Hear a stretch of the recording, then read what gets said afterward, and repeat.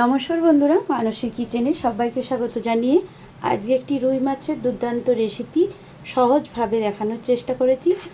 আমি বানিয়েছি আজ গন্ধরাজ লেবু দিয়ে রুই মাছের রেসিপি। এটা আপনারা চাইলে কাতলা মাছেও বানাতে পারেন বা যে কোনো বড় মাছেও বানাতে পারেন। এইভাবে এত সহজভাবে কম উপকরণে কম সময়ে একবার আপনারা ট্রাই করে দেখবেন কত টেস্টি এবং সুগন্ধযুক্ত এই রেসিপিটি। আসুন দেখে নেওয়া যাক আজকের এই গন্ধরাজ লেবু দিয়ে রুই মাছের রেসিপি। এখানে আমি 3 পিস মাছ নিয়েছি। এখানে গাদার পিস আছে, আপনারা চাইলে পেটিও নিতে পারেন। আমি এটাকে ভালো করে ধুয়ে পরিষ্কার করে রেখেছি আগে থেকেই। এখন দিয়ে দিচ্ছি লবণ আর পাতিলেবুর রস। পাতিলেবুর রসটাকে আমি চিপে দিয়ে দিলাম। এখানে আপনারা গন্ধরাজ লেবুও ব্যবহার করতে পারেন। তো আমার কাছে পাতিলেবুটা ছিল, তাই আমি এটা পাতিলেবু দিয়েই মাখিয়ে নিয়েছি। আর যে বীজগুলো পড়েছে এটা পরিষ্কার করে নিলাম। এবার একটা মশলা তৈরি করে নিচ্ছি। 4-5 কোয়া রসুন, 1 মুঠো কাজু বাদাম, একটা কাঁচা লঙ্কা, আর দিয়েছি 2 চামচ পোস্ত, 1 চামচ হলুদ সর্ষে। এটাকে শুকনো অবস্থায় একটু ঘুরিয়ে নিলাম। এবার জল দিয়ে ভালো করে পেস্ট বানিয়ে নিচ্ছি।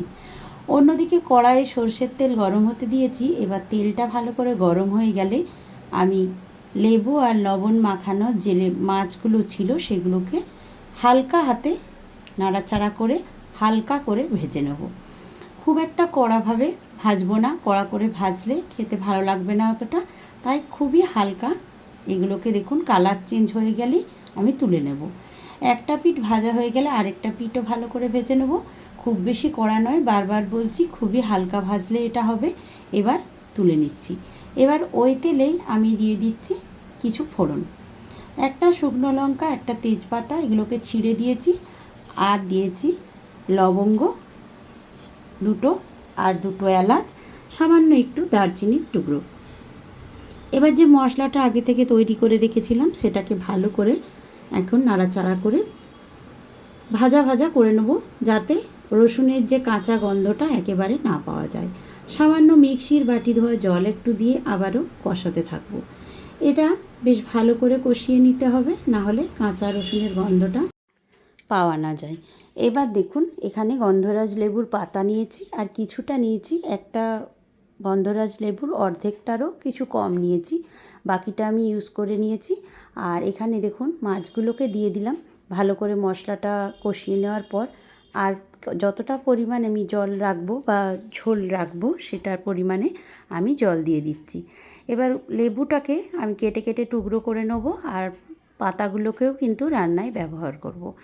আমি দিয়ে দিচ্ছি এখন একটু লবণ পরিমাণ বুঝে, আর দিয়ে দিচ্ছি কাশ্মীরি রেড চিলি পাউডার। এবার খুব ভালো করে মিশিয়ে নেব। আর দেখুন এখানে কিন্তু আমি হলুদের ব্যবহার করিনি, আপনারা চাইলে করতেই পারেন, তবে এইভাবেই রান্না করে দেখবেন একবার, বেশি ভালো লাগে। এবার লেবুর যে রসটা, গন্ধরাজ লেবুর রসটা কিছুটা আমি চিপে দিয়ে দিচ্ছি, আর বাকিটা আমি টুকরো টুকরো করে কেটে রেখেছি সেটাও এর সঙ্গে দিয়ে দেবো। আর বললাম না লেবু পাতাগুলো, এই পাতাগুলোই কিন্তু বেশি গন্ধ পাওয়া যায়, তাই অবশ্যই 2-1টা লেবু পাতা ছিঁড়ে দিয়ে দেবেন। অপূর্ব গন্ধ পাওয়া যায় আর রান্নায় খুব সুন্দর ভালো লাগে।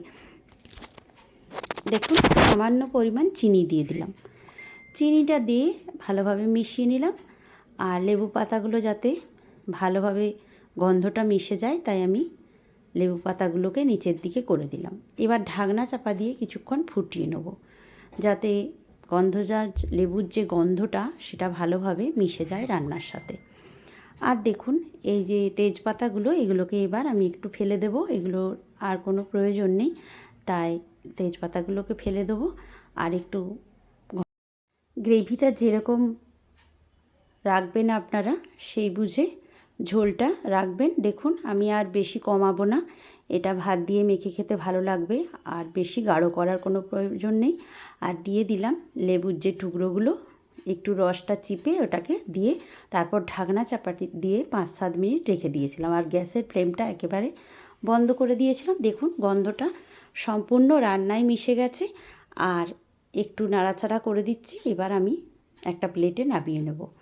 আর এইভাবে যদি আপনারা একবার বানিয়ে দেখবেন, নিশ্চয়ই আপনাদেরও ভালো লাগবে। এই গরমে যদি এইভাবে গন্ধরাজ লেবুর পাতা আর গন্ধরাজ লেবু দিয়ে রুই মাছ বা কাতলা মাছ বানিয়ে থাকেন, সব সময় আমাদের ঝোল ঝাল খেতে ভালো লাগে না, তাহলে কিন্তু দুপুরের খাবারটা আরও বেশি, দুগাল ভাত বেশি খাবেন।